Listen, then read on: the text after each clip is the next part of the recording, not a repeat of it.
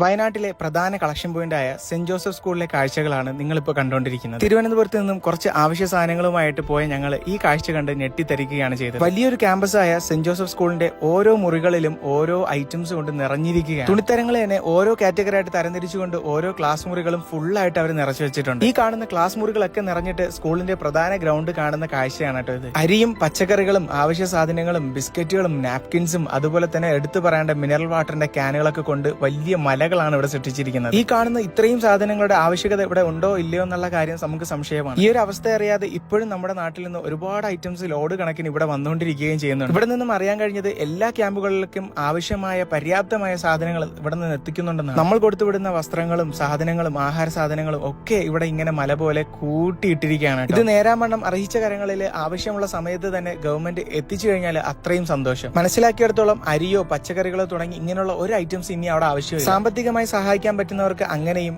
ഇനി വീടുകൾ നഷ്ടപ്പെട്ട ആൾക്കാർക്ക് പുതിയ വീടുണ്ടാക്കി കൊടുത്തു കഴിഞ്ഞാൽ അതിലേക്ക് വേണ്ട ഫർണിച്ചറുകളോ അതുപോലുള്ള ഐറ്റംസോ മാത്രമാണ് ഇനി നമുക്ക് അവിടെ ആവശ്യമായിട്ടുള്ളത്. ഓരോ ക്യാമ്പുകൾക്കും വേണ്ട സാധനങ്ങളാണ് അവിടെ നിരത്തി വെച്ചിരിക്കുന്നത്. മാത്രമല്ല ഇപ്പൊ തമിഴ്നാട്ടിൽ നിന്ന് പോലും അവിടെ സാധനങ്ങൾ ഒരുപാട് വന്നുകൊണ്ടിരിക്കുകയാണ്.